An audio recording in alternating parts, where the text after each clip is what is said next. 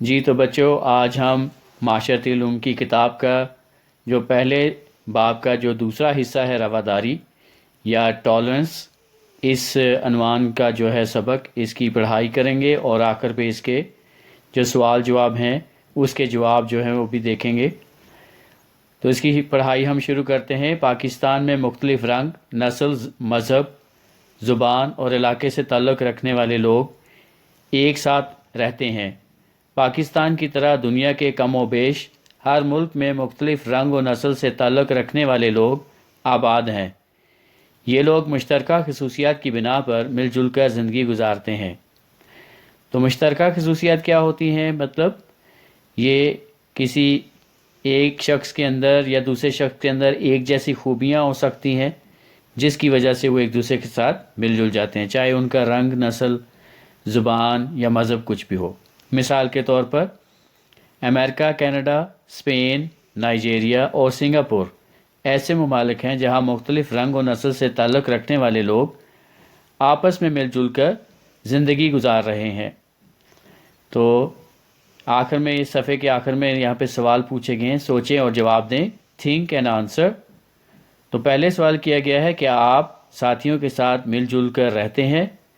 تو اس کا جواب ہے جی ہاں، میں دوسروں کے ساتھ مل جل کر رہتا ہوں۔ اور دوسرا سوال کیا گیا ہے کہ مل جل کر رہنے کے کوئی سے 2 فائدے لکھیں۔ تو پہلا فائدہ ہے تعلقات اچھے ہو جاتے ہیں، دوسرا رویہ مثبت ہو جاتا ہے۔ اب چلتے ہیں صفحہ نمبر 8 کے اوپر۔ امن اور تنازع یعنی پیس اینڈ کانفلکٹ۔ تو کانفلکٹ کوئی لڑائی جھگڑا ہوتا ہے، تنازع جس کو ہم کہتے ہیں، تو تنازع یعنی کانفلکٹ یا لڑائی جھگڑا۔ تو امن اور لڑائی جھگڑا اس عنوان کے تحت یہاں پہ جو ہے سبق دیا گیا ہے، اس کی پڑھائی کرتے ہیں۔ امن یعنی پیس کے معنی سکون کے اور آپس میں صلح صفائی سے رہنے کے ہیں۔ امن سے معاشرے میں اعتماد، احترام اور سکون کی فضا قائم ہوتی ہے۔ ہر معاشرے میں چونکہ مختلف طرح کے لوگ اکٹھے رہتے ہیں تو کبھی کبھار ایک دوسرے کی باتوں سے اختلاف بھی پیدا ہو جاتا ہے۔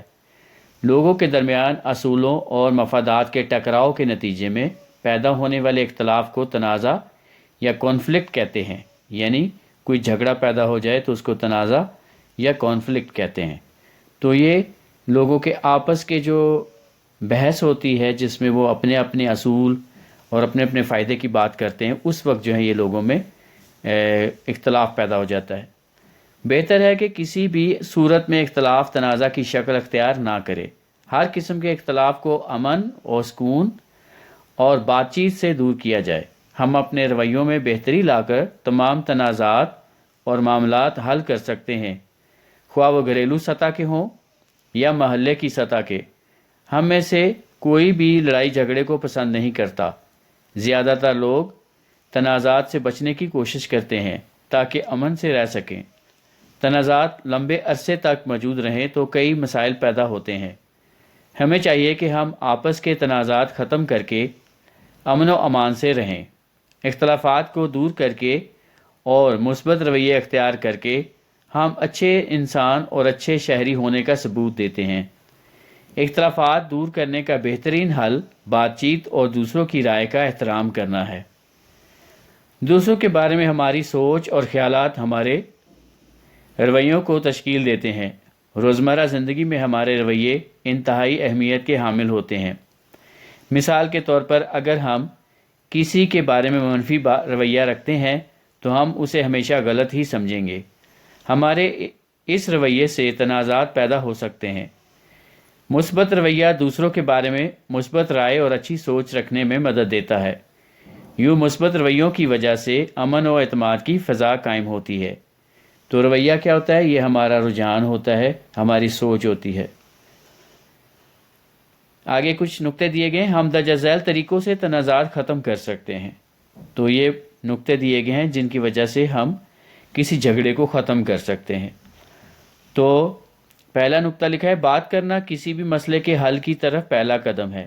ہم اپنی سوچ اور احساسات کو مناسب الفاظ میں بیان کر کے بات چیت کا آغاز کر سکتے ہیں۔ دوسرا نقطہ ہے، سب سے پہلے دوسرے شخص کی بات توجہ سے سنیں، اسے بات مکمل کرنے کا موقع دیں، پھر اپنا نقطہ نظر بیان کریں۔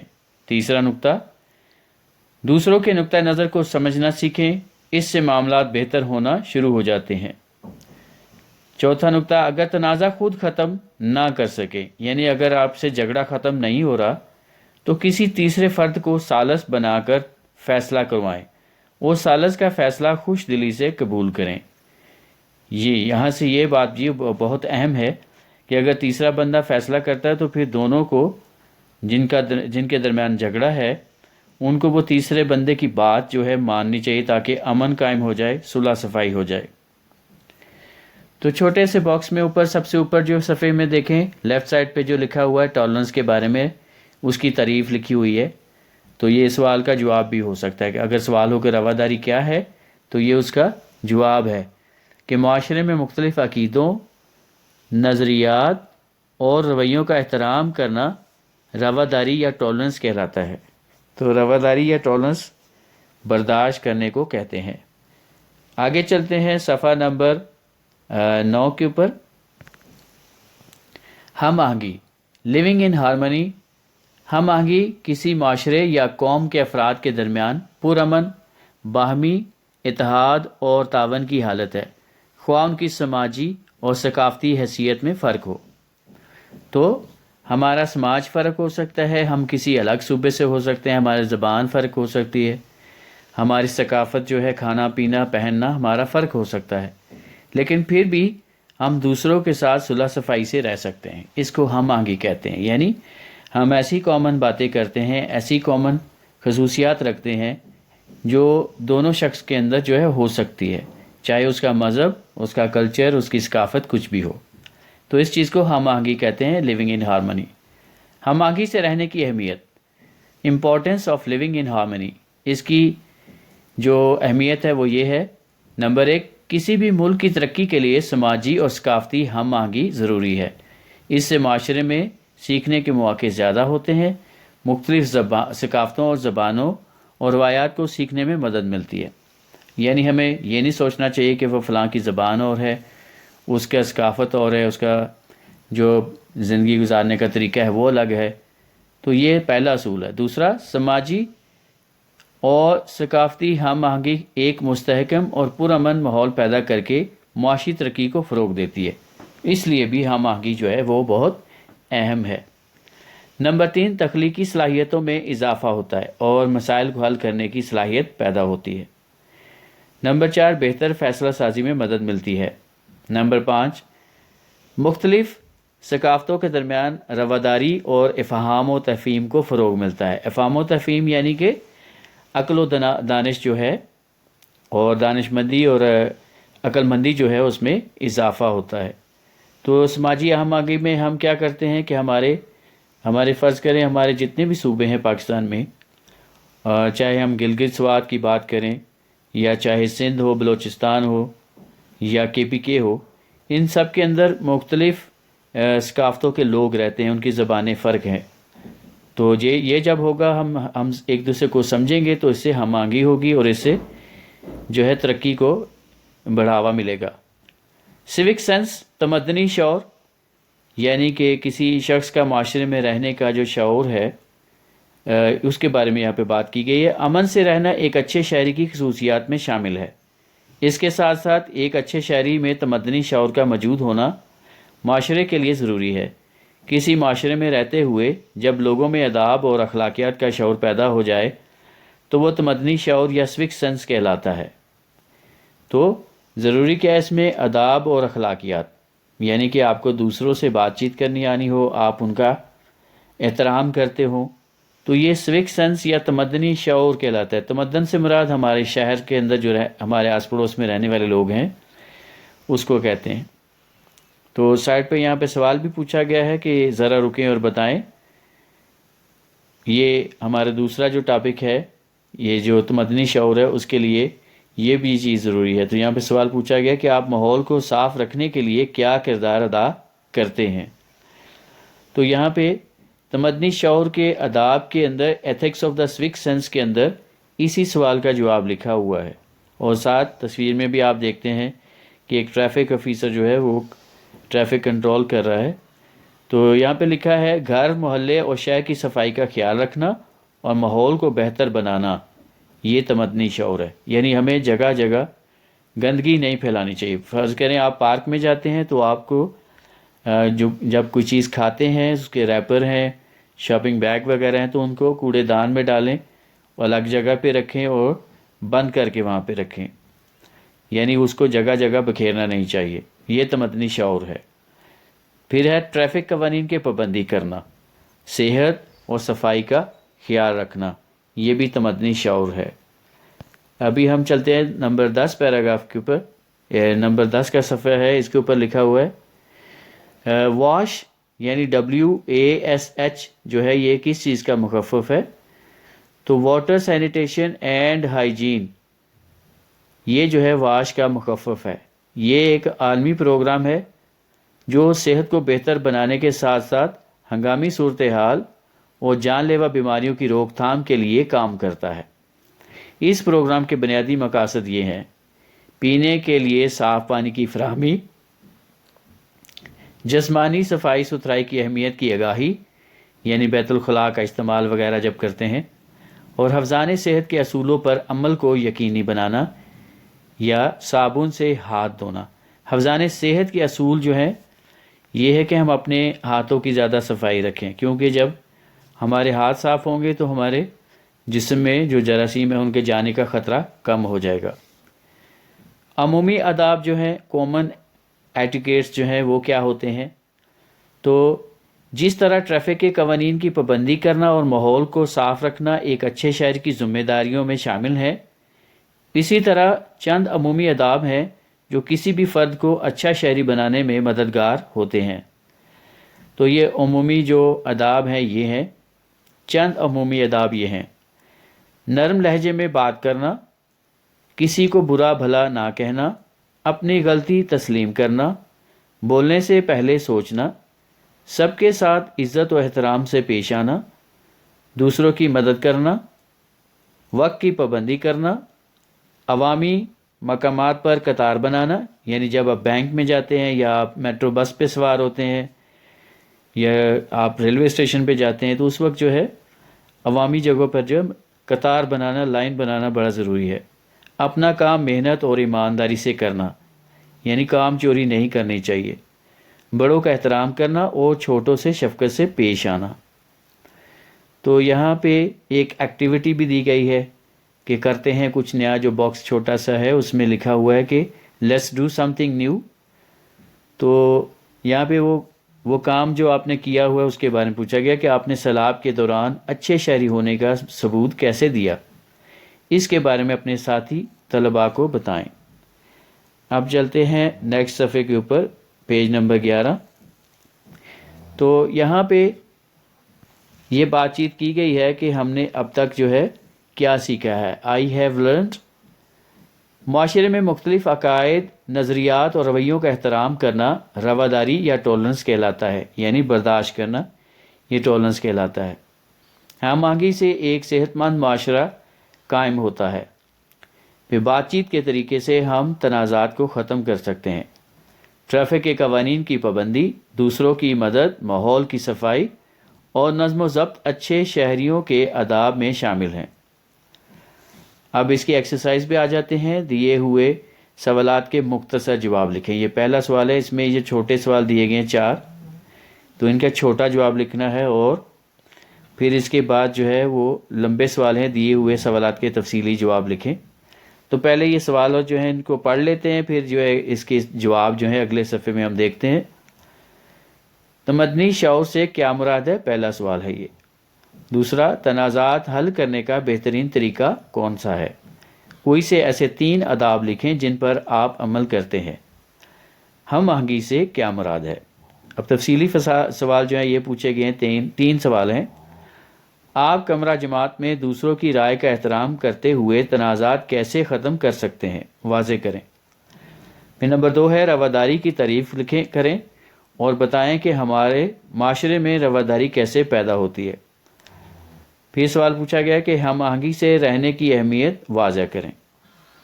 تو ان کے جواب دیکھتے ہیں. اب تو پہلا سوال تھا وہاں پہ جو چھوٹے سوال ہیں، پہلا سوال تھا کہ تمدنی شعور سے کیا مراد ہے؟ تو اس کا جواب ہے جب لوگوں میں آداب و اخلاقیات کا شعور پیدا ہو جائے تو وہ تمدنی شعور کہلاتا ہے۔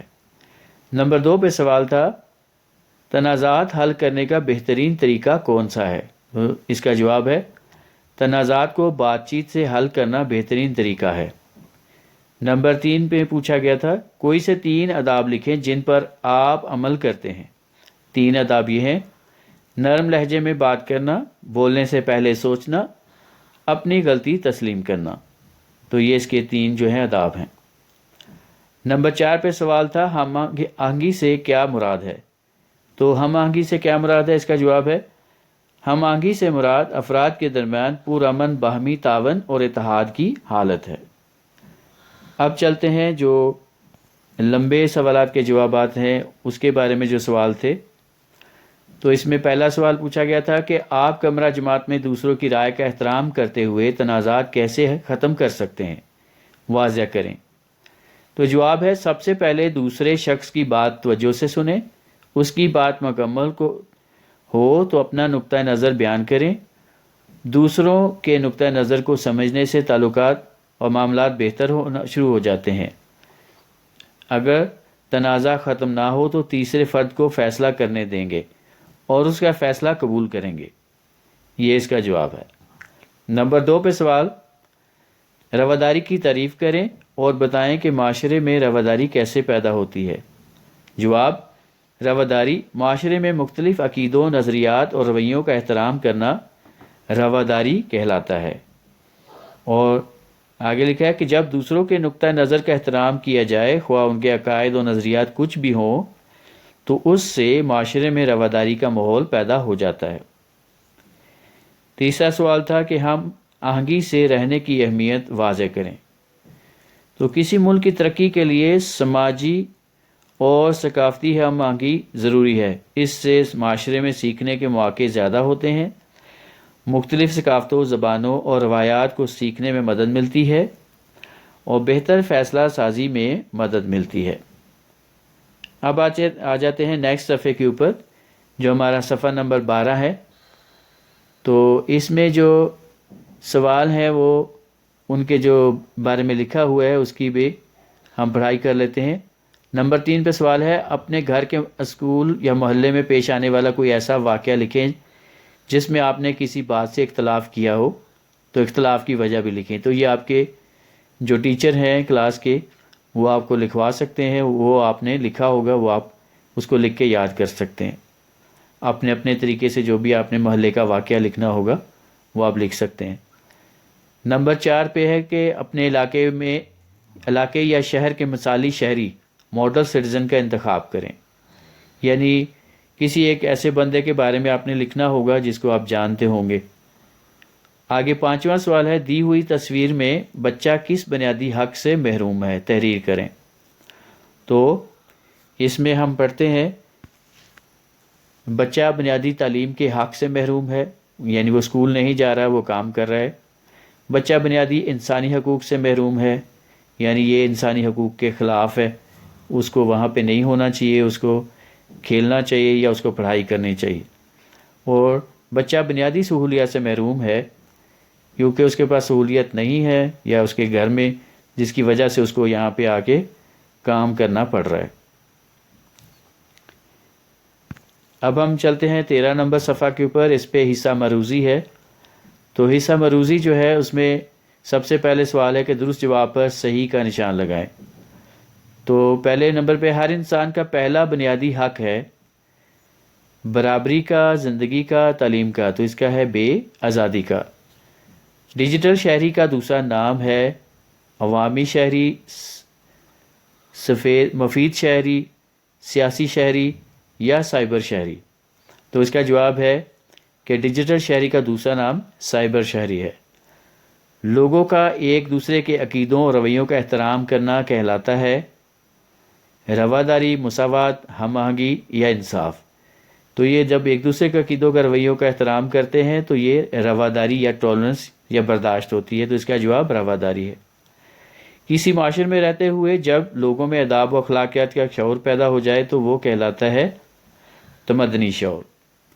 امن، نظم و ضبط یا تناؤ، تو یہ تمدنی شعور ہے، کسی شہر کے اندر رہنے والے کا سوک سینس ہے، جب دوسرے کا آداب و اخلاقیات کیا جائے کے ساتھ پیش آیا جائے، اور جب اس کے انسانوں کے اندر یہ والا شعور پیدا ہو جائے تو یہ تمدنی شعور کہلاتا ہے۔ تو اس کا الف جواب ہے تمدنی شعور۔ نرم لہجے میں بات کرنا شامل ہے حقوق میں، فرائض میں، تمدنی شعور میں یا آداب میں؟ تو یہ عمومی آداب جو ابھی ہم نے پڑھا تھا، عمومی آداب میں آتا ہے۔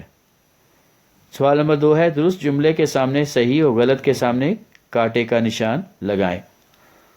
تو نمبر 1، ڈیجیٹل شہری کی آن لائن سرگرمیاں اس کے ساتھ ساتھ دوسروں کو بھی متاثر کرتی ہیں، تو یہ بالکل صحیح ہے۔ جب ایک بندہ جو ہے، ہم نے پہلے جو پڑھا تھا سبق، کہ جب ایک بندہ جو ہے وہ انٹرنیٹ استعمال کرتا ہے تو اس کے اوپر اس کا جو بھی کمنٹ ہوگا، جو وہ تبصرہ لکھے گا کسی کے لیے، تو وہ سب کو متاثر کرے گا، یا ان کو برا لگے گا یا ان کو اچھا لگے گا۔ نمبر 2، لوگوں کی معلومات، تصاویر یا کام کو محفوظ کرنے کی اجازت حاصل کرنا ضروری ہے۔ بالکل صحیح بات ہے کہ جب ہم سوشل میڈیا استعمال کرتے ہیں، فیس بک ہے، ٹویٹر وغیرہ، تو ہمیں اس وقت تصویریں اور دوسروں کے معاملات جو ہوتے ہیں یا ان کی معلومات ہوتی ہیں، اس کے لیے اجازت لیے بغیر اس کو سوشل میڈیا پہ شیئر نہیں کرنا چاہیے۔ نمبر 3، ہر کسی کو اظہار رائے اور تقریر کا حق حاصل ہے۔ یہ بالکل صحیح بات ہے۔ نمبر 4، امن کے معنی سکون اور آپس میں صلح صفائی سے رہنے کے ہیں۔ یہ بھی بالکل صحیح ہے۔ بات چیت اختلافات ختم کرنے کا حل نہیں ہے، یہ غلط ہے، کیونکہ بات چیت ہوگی تو مسئلے کا حل ہے اور مسئلہ حل ہوگا۔ اب اس میں ہے کالم الف کی متعلقہ معلومات کو کالم بے سے ملائیں، سوال نمبر 3 پہ ہے۔ تو کالم الف کے اندر لکھا ہے بات چیت کرنا، تو اس کی میچنگ آتی ہے بے پہ، کسی بھی مسئلے کے حل کی طرف پہلا قدم ہے۔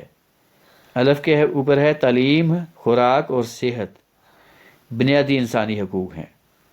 پھر ہے وقت کی پابندی کرنا، ہمارے فرائض میں شامل ہے، عمومی آداب میں شامل ہے۔ امن سے معاشرے میں اعتماد اور احترام اور سکون کی فضا قائم ہوتی ہے۔ تو یہاں پہ یہ ہمارا سبق جو ہے یہ مکمل ہو جاتا ہے۔